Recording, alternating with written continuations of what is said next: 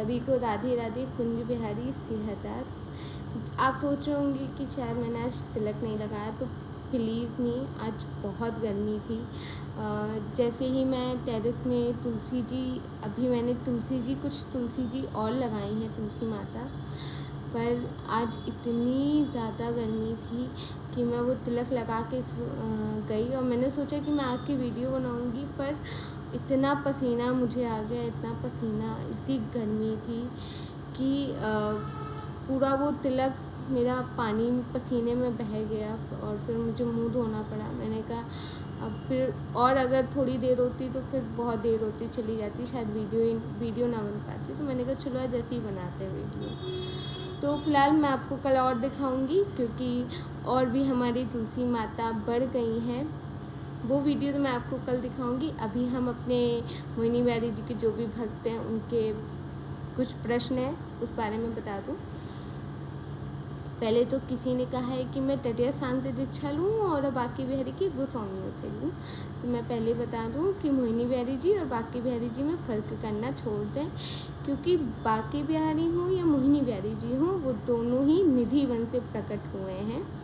पहले तटीय स्थान में संत सेवा होती थी, जैसे कि मैं आपको बता चुकी हूँ कि स्वामी जी का जितना भी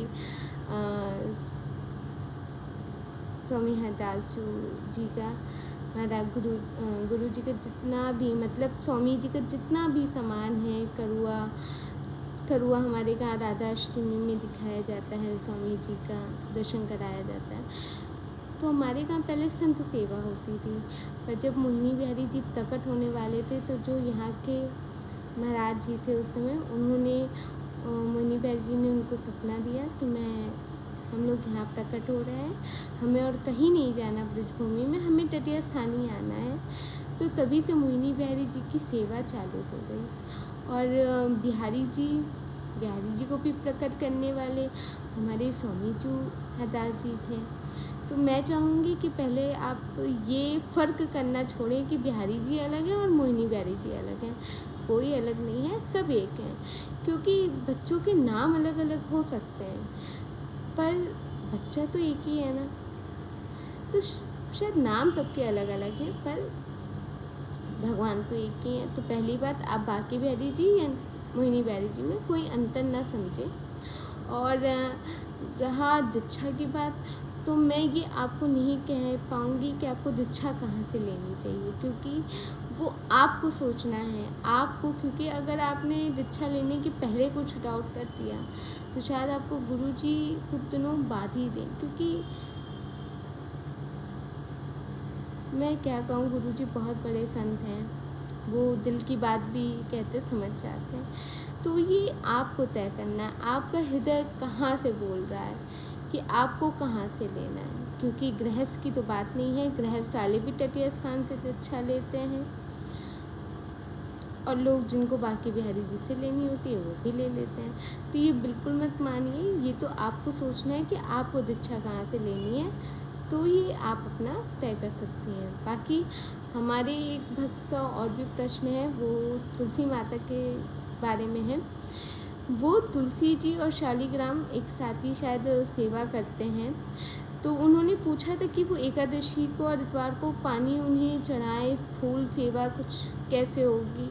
तो मैं आपको पहले ही बता दूं कि अगर उनके साथ शालिग्राम है तो भी कोई समस्या नहीं, पर ध्यान रखें कि एकादशी और इतवार वाले दिन उन्हें बिल्कुल भी पानी ना दें, क्योंकि एकादशी को तुलसी माता हमारे ठाकुर जी के लिए व्रत रहती हैं। तो उस दिन उन्हें हाथ भी न लगाएं, एक दिन पहले ही आप उनको तैयार कर सकते हैं, उन्हें ज़्यादा जल चढ़ा सकते हैं, आप उस दिन पूरी सेवा कर सकते हैं। पर खासकर ध्यान रखें कि एकादशी वाले प्लीज़ उन्हें बिल्कुल ना छुएं और ना जल चढ़ाएं, और इतवार वाले दिन भी उन्हें जल ना चढ़ाएं। आप छू सकते पर जल नहीं चढ़ा सकते। पर एकादशी को तो सख्त मनाही होती है कि तुलसी जी को ना छुआ जाता है और ना उन पर जल चढ़ाया जाता है। बाकी आप चाहें तो पद्म पुराण भी लेकर पढ़ सकते हैं, उसमें तुलसी जी के बारे में पूरी व्याख्या की हुई है कि तुलसी जी की क्या क्या महिमा है।